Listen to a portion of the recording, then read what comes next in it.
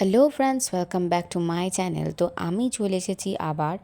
তো আমি বলেইছিলাম আলপনার ভিডিওতে, তো কালী পুজোর দিন রাত্রেবেলা আমাদের লক্ষ্মী পুজো হয়, আর সেটা পুরোটাই আতপ চাল দিয়ে তৈরি করা হয়।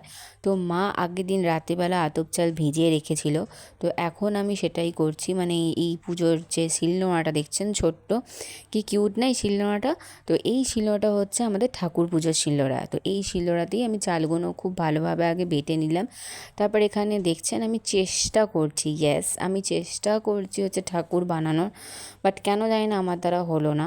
এখানে আমার মা আমাকে শেখাচ্ছে কিভাবে আমি ঠাকুরটা বানাবো। অ্যাকচুয়ালিতে এটা পুতুলের মতন একটা মেয়ের ফিগার হয় এবং নারায়ণের একটা পুতুলের মতন ছেলের ফিগার বানাতে হয়। তো যেহেতু লক্ষ্মী পুজো মানে লক্ষ্মী ঠাকুর থাকলে তার সঙ্গে নারায়ণ করতেই হবে, তো সেই ক্ষেত্রে লক্ষ্মী এবং নারায়ণ দুজনেই থাকবেন। তো এছাড়া তার সঙ্গে আমার মা 5খানা নর্মাল প্রদীপ বানাচ্ছে, যেটা এখানে সব কিছুই আতপ চাল দিয়েই হবে। সেই যে দেখছেন কি সুন্দর আমার মা বানিয়েছে, এটা হচ্ছে নারায়ণ। এখানে 5টা প্রদীপ, নারায়ণ লক্ষ্মী তো হয়েই গেছে, নারায়ণকে মা রাখলো। এবং এছাড়া এখন মানে এটা তো পঞ্চপ্রদীপ বানাচ্ছে মা।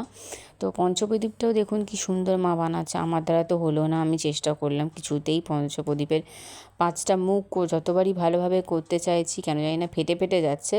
মানে মায়েরটা যদিও বা এত ভালো হয়েছে, আমারটা তো একদমই হয়নি, মানে আমি তো পারিনি করতে। তো যাই হোক, মায়ের কাছ থেকে এগুলো আমি ভালো করে শিখছিলাম যে কিভাবে আমি বানাবো। তো এগুলো আমার মা তো দেখিয়ে দিল। এবং কলা পেটকোর মধ্যেই যেহেতু আমাদের ঠাকুর থাকে আজকের দিনে, চালের ওপর এই কলা পেটকোতে 2টো ঠাকুর থাকবে। তো সেটাই আমার মা সুন্দর করে লক্ষ্মী এবং নারায়ণকে রেখে দিল।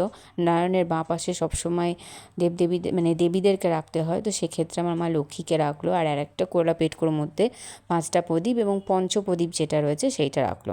এখানে আমার মা কী করছে বলুন তো, লক্ষ্মী ঠাকুরের মাথায় শীতে কাটছে। এবার হচ্ছে অলক্ষ্মীর পালা। যেহেতু এই পুজোতে অলক্ষ্মী বিদায় হয়, লক্ষ্মী ঘরে থাকে, তো অলক্ষ্মী সেই জন্য গোবর দিয়ে বানানো হয়। এখানে দেখছেন আমার মা গোবর দিয়ে বানাচ্ছে। আমার মায়ের গোবরের প্রতি একটু ঘেন্না আছে, আমারও আছে। তো সেই কারণেই আমার মা হাতে প্লাস্টিক পরে বানাচ্ছে। আমার মা দিয়ে আপনারা বুঝতে পারছেন হয়তো চোখ বানিয়েছে আমার মা, আর তার সঙ্গে ছোট্ট ছোট্ট 2টো হাত। মানে গোবর দিয়ে আর কী করে বানাবে বুঝতেই পারছেন। এই যে চুল, আমাদের মাথা থেকে এত চুল পড়ে, সেই চুল দিয়ে অলক্ষ্মীর মাথায় চুল বানানো হচ্ছে। কী লাগছে দেখুন অলক্ষ্মীকে। তো যাই হোক, তোমাদের বাড়িতে কীরকম পুজো হয় সেটা অবশ্যই জানাবে। আমাদের তো এইভাবেই পুজো হয়, কুলো পেটাতে পেটাতে অলক্ষ্মীকে বিদায় করা হয়, তারপর গিয়ে পুজো হয়।